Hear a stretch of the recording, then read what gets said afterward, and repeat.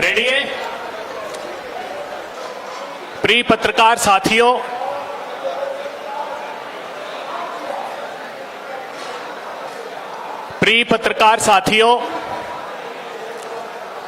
इस वोट अधिकार यात्रा के दौरान हमारी दैनिक पत्रकार वार्ता में आज देश की दो ऐसी महान विभूतियां, ऐसी शख्सियत हमारे बीच हैं कि जब वो बोलते हैं तो सदन से सड़क तक उसकी अनुगूंज समूचे देश में सुनाई देती है। हमारी एक शख्सियत है जो घोरतम अंधियार में भी, रण क्षेत्र में भी उनकी प्रदीप्ति समूचे अंधकार को समाप्त कर देती है। ऐसे रणदीप जी जो राहुल गांधी जी के ऐसे सामाजिक न्याय के प्रशस्त मार्ग पर चल रहे हैं जिससे समूचे देश में क्रांतिकारी परिवर्तन आने वाला है। आरजेडी के सांसद मनोज झा साहब जब बोलते हैं तो सरकार के पैरों के तले जमीन खसका देते हैं। आज दो महान विभूतियां हमारे साथ हैं। हमारे साथ कम्युनिकेशन डिपार्टमेंट के प्रमुख राजेश राठौर जी कांग्रेस पार्टी के, और सिंह जी हमारे साथ, शक्ति यादव जी हमारे साथ हैं। कम्युनिकेशन डिपार्टमेंट के हमारे chief media coordinator Sanjeev Singh ji हैं और प्रवीण कुशवाहा जी हैं। मैं बगैर विलंब किए रणदीप सुरजेवाला जी से अनुरोध करता हूं कि पत्रकार वार्ता को संबोधित। और राम आंवला जी भी है, रमिंदर आंवला जी भी हैं जो पंजाब से आए हैं, पूर्व एमएलए हैं। मैं रणदीप सुरजेवाला जी से अनुरोध करता हूं कि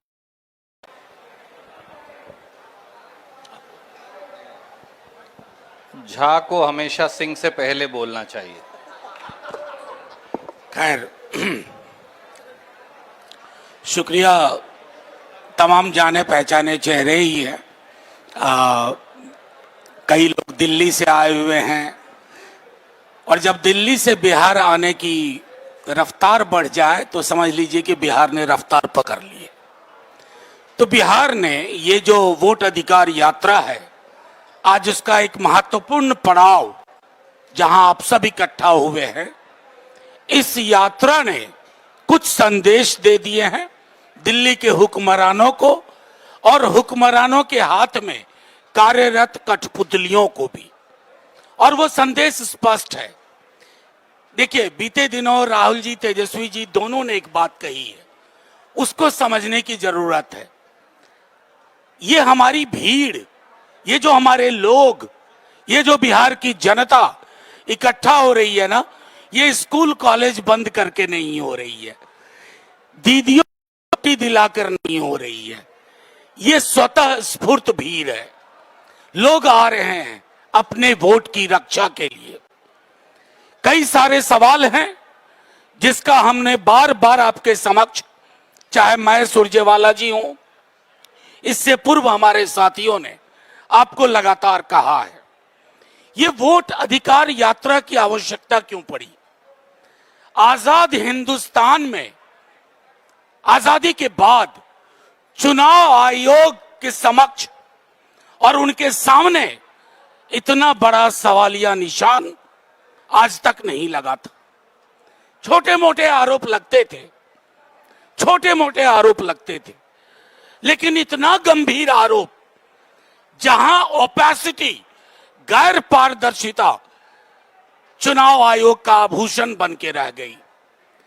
हम सर्वोच्च न्यायालय नहीं गए थे पहले, हम पहले चुनाव आयोग गए थे, हाथ जोड़ा था कि साहब ये अन्याय हो रहा है, ये मतों की डकैती हो जाएगी, ये विलोपित लोग कौन होंगे, ये गरीब गुरबा दलित अल्पसंख्यक है जो बाहर काम कर रहा है, हरियाणा में काम कर रहा है, पंजाब में है, बंबई में है, कलकत्ता में है। आप उसको 1 महीने के भीतर दस्तावेज जुटाओ अभियान, वो भी दस्तावेज, तमाम 11 दस्तावेजों में बिहार में सैचुरेशन 20% से ज्यादा किसी का नहीं, 86% आधार का था। आप माने नहीं। हम सर्वोच्च न्यायालय गए तमाम लोग, और वहां से हमें धीरे धीरे रिलीफ मिली। जिन चीजों पर पाबंदी लगाई थी चुनाव आयोग ने, वो पाबंदियां धीरे धीरे खुली। फिर भी हठधर्मिता और अहंकार इस तरह का कि आधार को नहीं मानेंगे। फिर तीसरी सुनवाई में जब कहा गया तो 65 लाख का वर्गीकृत आंकड़ा भी देंगे और आधार भी लेंगे। लेकिन सुप्रीम कोर्ट के ऑब्जर्वेशन में, सर्वोच्च न्यायालय के ऑब्जर्वेशन में था कि ना सिर्फ 65 लाख, 7,24,000 में भी आधार को 12वां दस्तावेज माना जाए। लेकिन मैं बता नहीं सकता कितनी दिक्कतें हो रही हैं। बीएलओ जाते हैं, बीएलओ कहते हैं कल आना, बीएलओ ले लेते हैं कागज, पावती नहीं देते हैं। कल हमने 1-2 चीजें ट्विटर पे डाली, 1-2 विसंगति। उसके बाद तमाम डीएम को निर्देश किया गया कि फर्ज करो, दबाओ, सार्वजनिक दो, ताकि उच्च न्यायालय में ये कह सकें कि 98, 99, 99.5%। तो ये मत चोरी, मत डकैती, जो भी विशेषण आप ले लें, उसके खिलाफ ये आगाज है। ये आगाज राजनीति के लिए नहीं शुरू हुआ था, ये आगाज लोगों के साथ खड़े रहने से शुरू हुआ। राहुल जी, तेजस्वी जी, तमाम महागठबंधन के लोग साथ में संदेश भी जा रहा है। बार बार तेजस्वी जी ने कहा कि ये चुनाव सरकार बदलने का नहीं है, सरोकार बदलने का है। ये चुनाव बिहार को कॉस्मेटिक चेंज नहीं, फंडामेंटल शिफ्ट, चाहे रोजगार का सवाल हो, नौकरी का सवाल हो, अब वो बिहार के विमर्श में है।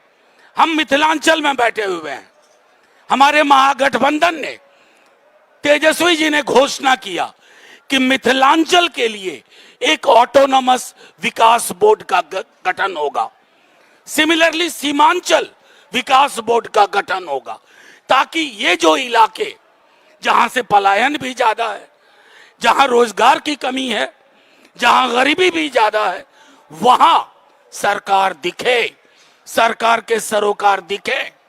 और मेरा सीधे तौर पे ये कहना है आखिरी में आप लोगों से कि मैं दोहरा रहा हूं, ये यात्रा जो चल रही है ना, ये एक पड़ाव पे पहुंचेगी, लेकिन इसकी मंजिल नवंबर का महीना है। नवंबर के महीने में बिहार अपनी मंजिल हासिल करेगा। महागठबंधन आप सबके माध्यम से ये वादा है कि जुमले की सरकार नहीं, हालांकि जुमला आजकल खतरनाक हो गया है। अमित शाह जी प्रधानमंत्री जी के लिए बोले तो वो नहीं खतरनाक है, तेजस्वी जी बोल दें तो महाराष्ट्र में मुकदमा, दिल्ली में मुकदमा, यूपी में मुकदमा। तो आखिर में मैं आप सबके माध्यम से, रणदीप भाई को देने से पहले हम आपके सवाल भी लेंगे, लेकिन महत्वपूर्ण यह है कि ये जानिए कि ये यात्रा एक पड़ाव, एक तारीख को हासिल करेगी। लेकिन इसने जो प्रश्न खड़े किए हैं संविधान, मतदान को लेकर के, वो प्रश्न नीचे नहीं जाएंगे और वो अपनी मंजिल हासिल करेंगे। एक गरीब, दलित, पिछड़ा, अल्पसंख्यक, किसी का वोट कटा, कोई भी बेदखल किया गया, तो उस बेदखली के खिलाफ ये आंदोलन जलजला पैदा करेगा। शुक्रिया रणदीप भाई। शुक्रिया प्रोफेसर साहब। सभी मेरे पत्रकार साथियों, जैसा प्रोफेसर साहब ने कहा, देश और बिहार में अब एक नए नारे की गूंज सुनाई देती है, और वो नारा है वोट चोर गद्दी छोड़। ये नारा बिहार नहीं, पूरे देश का नारा बन चुका है। श्री राहुल गांधी जी की वोट अधिकार यात्रा, राहुल जी और तेजस्वी जी का साथ, महागठबंधन की ये वोट अधिकार यात्रा, ये एक नई क्रांति का आगाज है। आए दिन वोट चोरी के नए खुलासे बिहार में उजागर हो रहे हैं। पिछले 24 घंटे में जो वोट चोरी के प्रमाण आए, मैं पहले उनकी चर्चा करूंगा। कल शाम को ही ये खुलासा हुआ कि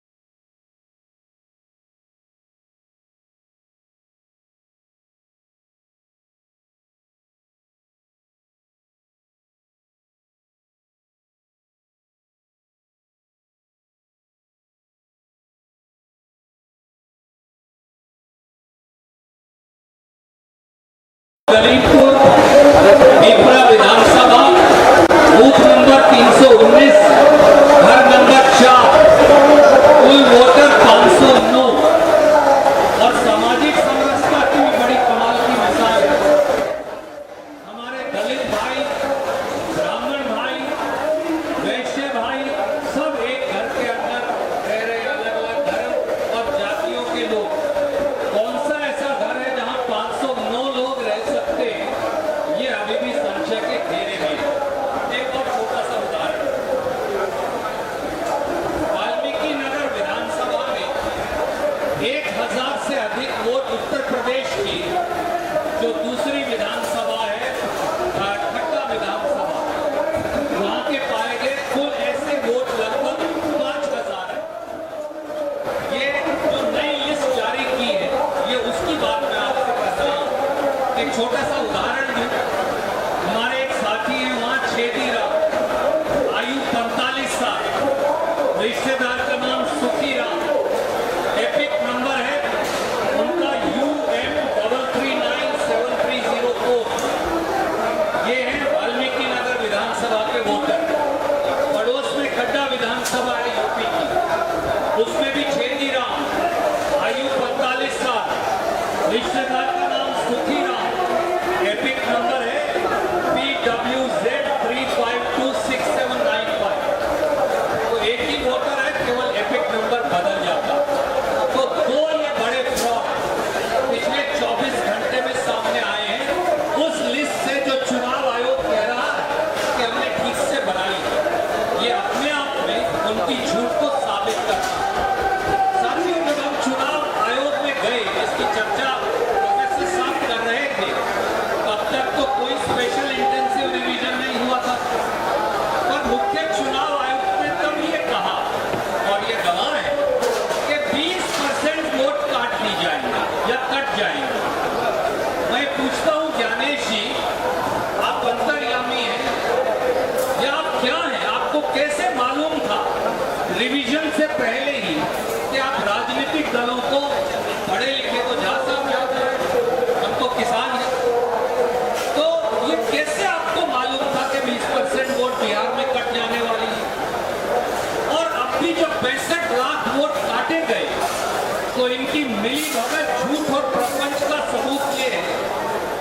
ना बीजेपी ने एक शब्द कहा, ना जदयू ने एक शब्द कहा।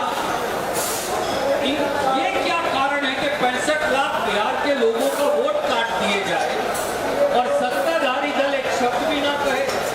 इससे बड़ा कोल्यूजन और फ्रॉड का क्या सबूत हो सकता है? दोस्तों, आज एक और खुलासा हुआ कि केवल 3 जिलों में, एक पटना, दूसरा हम जहां बैठे हैं मधुबनी जिला, और तीसरा जो है उसके साथ साथ ईस्ट चंपारण, इन 3 जिलों में 10,63,000 वोट काटे गए हैं 65 लाख में। और मधुबनी की तो बड़ी खास बात है, 10 विधानसभाओं में से 8 में इतने वोट काटे गए हैं जो पिछले बार के जीतने के मार्जिन से अधिक है। पटना की 14 में से 7 विधानसभाओं में इतने वोट काट दिए गए हैं जो पिछली बार के मिली मार्जिन से अधिक है। तो ये 3 जो इंस्टेंसेस हैं, 3 उदाहरण जो है, ये फ्रॉड को दिखाते हैं। प्रोफेसर साहब ने, मैंने फ्रॉड की बात तो की, वोट चोरी की बात तो की, पर ये वोट चोरी क्यों हो रहा है जैसा राहुल गांधी जी, तेजस्वी जी कह रहे हैं? ये असल में हक चोरी का एक माध्यम है, और वो वोट चोरी से हक चोरी तक का सफर कैसे है, उसके 3 उदाहरण देकर मैं मेरी बात समाप्त करूंगा। भ्रष्टाचार, अपराध और चोरी की सरकार। मैं नहीं कह रहा, सीएजी ने ये कहा है कि उन्हें आशंका है कि बिहार में 70,000 करोड़ चोरी हो गए। भैया, आप तो वो सीएजी जिसकी कस्में आप उठाते थे, अब वो सीएजी कह रहा है कि पैसा चोरी हो गया लोगों का। तो ये वोट चोरी से हक चोरी तक का सफर है। दूसरा तरीका, गरीबी भरपूर, पलायन को मजबूर। बिहार में caste wise socio economic survey हमने किया, उसने ये बताया कि बिहार आक्रमण गरीबी में डूबा हुआ है। एक अमीर प्रतिभाओं का प्रांत अब सबसे गरीब प्रांत। लोग प्रतिभा में अमीर है, भूमि जो है उपजाऊ है, परंतु लोग सबसे गरीब है। बिहार में 95 लाख लोग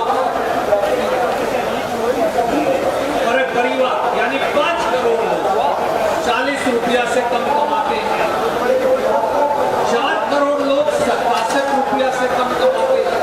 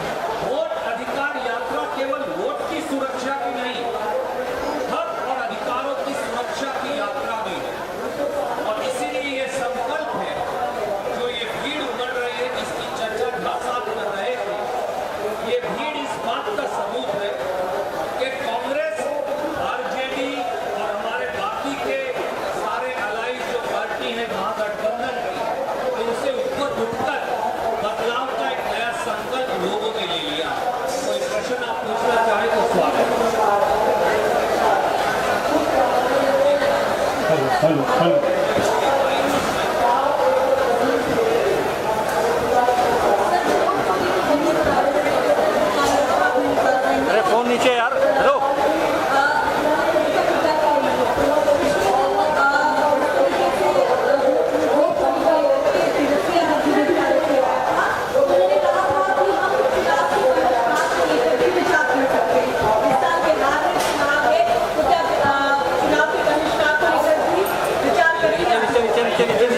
To answer this, I think मुझे लगता है कि सही नहीं कई दफा आप लोगों से इससे पहले भी लेकिन क्या होता है कि कुछ सवाल जोशी के बार बार तो मैं सिर्फ इतना कहना चाहता हूं, छो वोट पीला में आप लोगों के वोट काट फिर चुनाव क्यों कर रहा है? उस पीड़ा का इजहार अगर लोग करें ये उनका निर्णय है। कोई भी इस तरह का निर्णय बिना लोगों की सहमति से नहीं होता है। आपने अपने पड़ोस का मुल्क देखा और वहां पे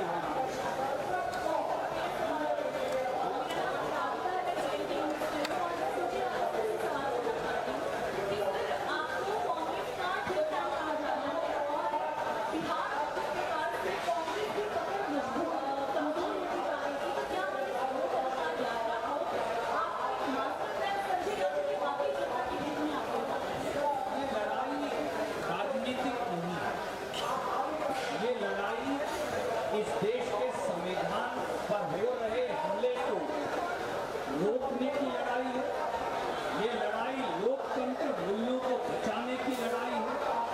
ये लड़ाई बिहार सहित पूरे देश की जनता की लड़ाई है। देखिए बिहार में स्वतंत्रता संग्राम से लेकर आज तक हमेशा दुनिया और देश को रास्ता दिखाया। बिहार से जो आज जंग की जो गूंज उठेगी वो अब पूरे देश में जाएगी। और जब भाजपा और उसके मित्र दल लोगों के अधिकारों का हनन करेंगे, संविधान को बुलडोजर के नीचे रोंदने की साजिश करेंगे, गरीब, दलित, पिछड़े, आदिवासी, अल्पसंख्यक, नौजवान, महिला, किसान, जब उनके अधिकारों पर हमला होगा तो ऐसी ही अधिकार यात्रा वो आगे बढ़कर आएगी। इसके आगे जरूर कांग्रेस, आरजेडी, साहनी साहब, सीपीआई-एमएल, सीपीआई और हमारे दूसरे साथी हैं, पर हमारे अंदर आवाज जो है वो बिहार और देश के लोगों की है। एक मिनट सवाल में आपकी नजर में गुनहगार हम भी थे, तो थोड़ा मैं बता दूं। कांग्रेस की सबसे पुरानी अलायंस पार्टनर राष्ट्रीय जनता दल है, सबसे पुरानी और कंसिस्टेंट, और हमारा संबंध बुनियादी मुद्दों से है।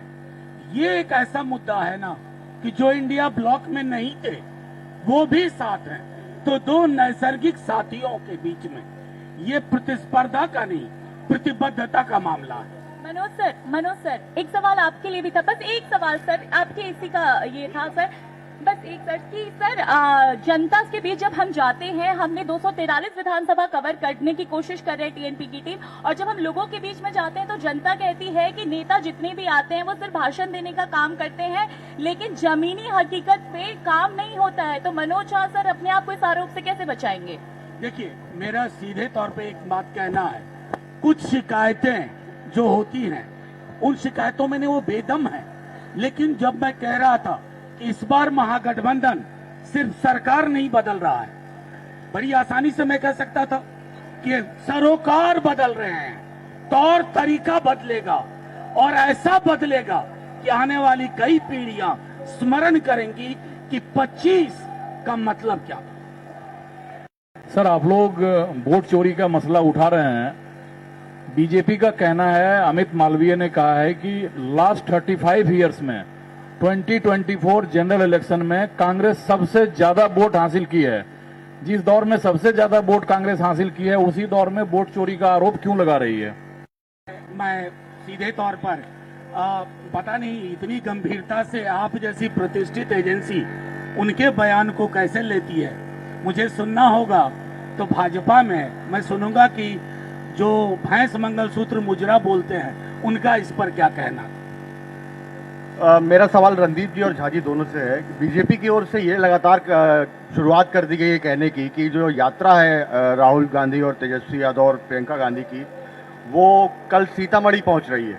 तो उनका कहना है कि राम मंदिर तो गए नहीं ये लोग, बहाने बना दिए, और अब सीता माता के मंदिर भी शायद दोनों नहीं जाएंगे, फिर कोई बहाना बना देंगे, क्योंकि ये दोनों ही तेजस्वी और राहुल गांधी, प्रियंका गांधी, ये राम जानकी विरोधी हैं। क्या मैं ये माइक ले सकता हूँ? इसकी आवाज़ थोड़ी अच्छी, क्योंकि आप दोनों ने हाथ लगाया तो अच्छी हो। विक्रांत जी, भगवान श्री राम तो कण कण में हैं, वो तो हर मन में हैं। राम तो शबरी के हैं, राम तो गरीब की झोपड़ी में टिमटिमाता है। राम तो प्रेम है, राम तो कर्तव्य है, राम तो प्रेरणा है, राम कुर्बानी है, राम सब कुछ न्योछावर कर देना है वचन की मर्यादा के लिए। तो ये वोट अधिकार यात्रा क्या है?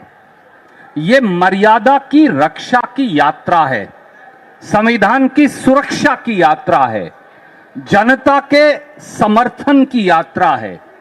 अगर इस देश में चुनने और चुने जाने का अधिकार ही छीन लिया जाएगा तो राम के रास्ते पर चलेंगे कैसे? इसलिए जो राहुल गांधी कर रहे हैं, जो तेजस्वी यादव कर रहे हैं, वो ही भगवान श्री राम के राम राज्य की असली परिकल्पना है। एक मिनट, नहीं, मैं आपको सीधे तौर पे कहता हूं, थोड़ा मुझको कल्पना करने दीजिए।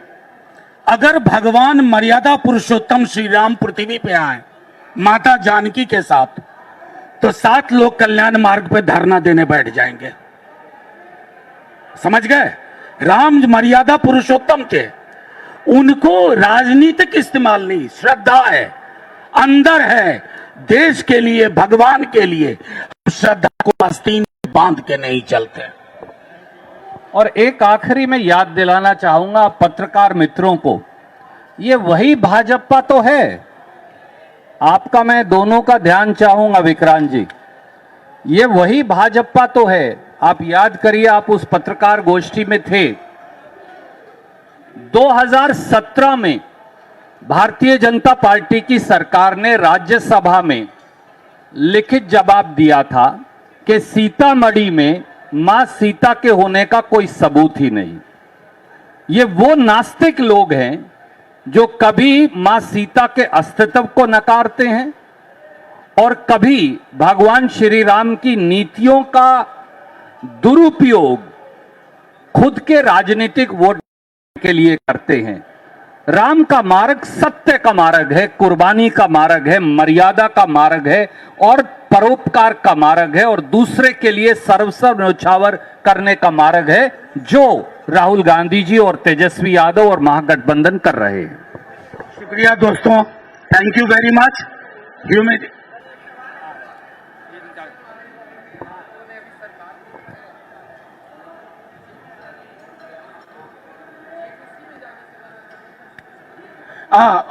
मैं पक्ष स्पष्ट कर दूं इस पर। आप लोग असल में दिक्कत क्या है ना कि वो, मैं फिर से कहां से नाम लूं, वो जोशी जी चिट पकड़ा जाते हैं। आपको मैं बता रहा हूं कि ये जेपीसी फ्रॉड है, ये फार्स है, ये तो वकील बड़े हैं। मैं इतना समझता हूं कि कानून का एक मर्म होता है, एक डिफरेंस होता है एक्यूज्ड और कन्विक्टेड में, यानी आरोपी और सजा याफ्ता, सजा, इसको क्या कहते हैं, मुजरिम बना दिया जाना। आप उस फर्क को मिटा रहे हो। ईडी के बारे में सर्वोच्च न्यायालय ने क्या टिप्पणी की? वो टिप्पणी ईडी पर नहीं थी, अमित शाह पे थी, सीधे तौर पर, कि पॉलिटिकल इंस्ट्रूमेंट बन गए हो। ऐसे में हमारी पार्टी गंभीरता पूर्वक विचार कर रही है। We shall stay away from JPC which is a fraud. हमारी पार्टी विचार कर रही है। जो कानून श्रीमान अमित शाह लेकर आए हैं, वो कानून हर चुनी हुई विपक्ष की सरकार को गिराने का एक हथियार और औजार बनाने का षड्यंत्र है। ये देश के संविधान पर भी हमला है और प्रजातंत्र पर भी। कांग्रेस पार्टी ने, हमारे सभी मित्र दलों ने स्पष्ट तौर पर यह कहा है और इसीलिए इस कानून का राज्यसभा और लोकसभा दोनों में सभी विपक्षी दलों ने विरोध किया है। ये प्रजातंत्र की रक्षा और संविधान की रक्षा की यात्रा है और दूसरी तरफ वो हैं जो संविधान और प्रजातंत्र के साथ हिंसा कर उसे मलियामेट करना चाहते हैं। हम ऐसा होने नहीं देंगे जब तक खून का एक कतरा भी हमारी रगों में है। आप सबका बहुत बहुत धन्यवाद।